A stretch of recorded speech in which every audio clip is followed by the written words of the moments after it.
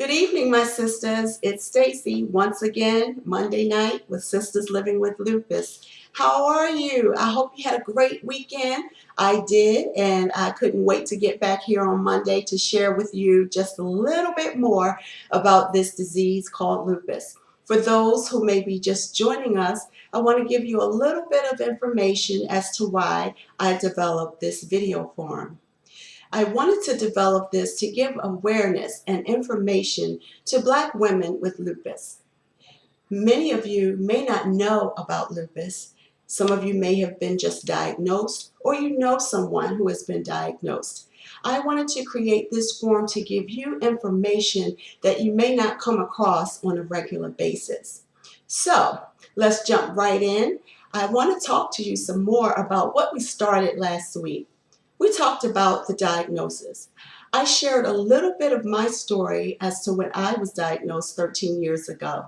I shared my feelings about the diagnosis, some of the emotions I went through, and I asked others who watched the video to give me some comments or ask some questions.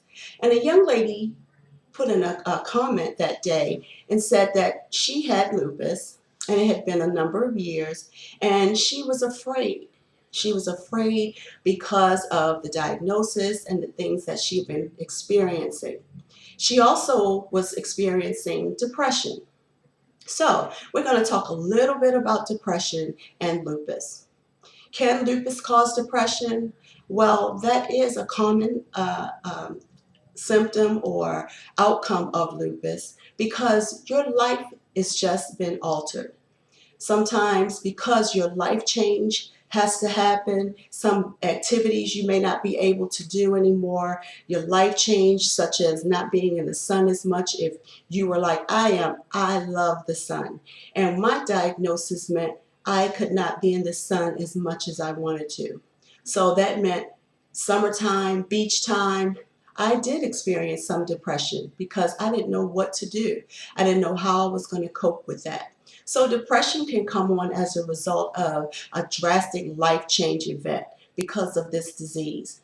Depression can also come on because you don't know or you feel like it's unfair. You feel like you're doing a disservice to your family because you can't do the things you used to do. You think they don't understand. And that's where communication is key. Sometimes you have depression because of you think about the future and you think your future is going to be altered. It will be altered, but it doesn't have to be in a negative way. You have to learn to flip that on the other side and turn it into a positive. So some different things you can do if you are experiencing some depression as a result of your medication. Sometimes prednisone can bring on depression. A series of your other medications. So that's why your education is important. Read about the side effects of your meds just to see, hey, that may be causing my depression in some way. So if you are experiencing some depression, you may want to talk to your doctor about it. Don't just try to diagnose yourself and say, oh, it'll go away. If this is lasting more than a few weeks, you need to speak to someone and have it treated.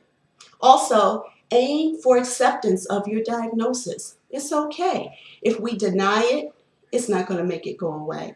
So, aim for acceptance. Hey, this is the cards that I've been dealt. How do I move past it? What do I do next? Next, speak life. The Word of God says life and death are in the power of your tongue. So speak life. Don't speak depression. Whenever those thoughts try to come over you, turn that around. Turn that around. Think of something positive. Read your word, read some poetry, do something, but speak life. Speak that this will not take you out, this will not take you down, this will not make you stop living. Next, surround yourself with positive people. Those people around you who will continuously speak life into you as well. Trust me, some days you can't speak life, but rather than speak negative, don't say anything at all. Grab a hold of someone who can positively encourage you. Also, take one day at a time. This disease is so funny sometimes. One day is different from the next. You cannot predict how you'll feel one day. You can't predict how you're going to feel tomorrow or the next day or the next. So take one day at a time. How do you eat an elephant? One bite at a time. So you take one day at a time. And watch your moods closely. Maybe it's the time of year that you're feeling depressed. Maybe it's the time of day that you're feeling depressed. Well, we know the fall is coming, so it gets darker a little later. A little earlier. So you have to make sure that the darkness is not affecting you as well. Also, keep a list of ways you can feel better. Okay, you may not be able to go to the gym 4 days a week. Try to get there one day a week. Try to get there 2 days a week. Keep a list of how you can feel better. Do you like to write? Do you like to just go take a ride? Do you just like to go sit in the park? Do some of those things to cheer you up. Call a friend, write a letter. There are lots of things that can make you feel a lot better. Next, connect with your spirituality. Many of you know that prayer does work.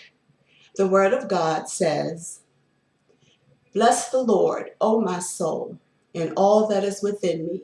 Bless his holy name. Bless the Lord, O my soul, and forget not all his benefits.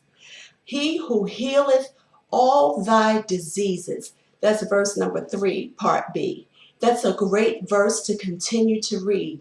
That's Psalm 103, verses 1 through 3. Connect with your spirituality. Talk to God. Let him know how you're feeling. He's here to help you. He's here to listen, and he's always there to bring you through. Next, be as active as you can with lupus. This doesn't mean you can't do anything. It may mean just to walk around the neighborhood. Sometimes you can work your way up to doing a little light weight bearing exercise, but talk to your doctor first. So make sure you don't just sit around if you don't have to. If you're able to move, move. Movement gets that brain working, gets those joints working, and trust me, you'll feel a whole lot better. And next, learn all you can about lupus. Knowledge is power. So this is what I aim to do every Monday.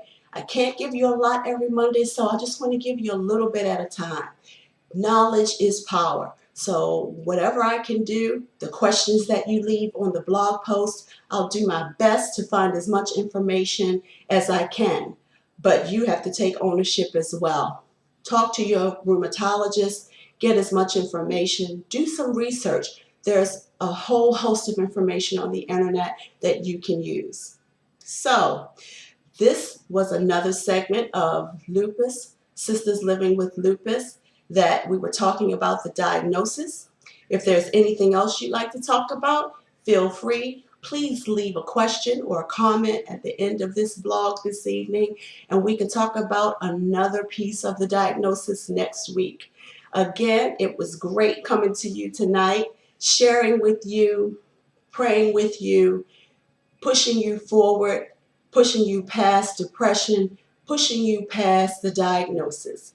Until next Monday, I'll see you, and I hope you have a great rest of your week.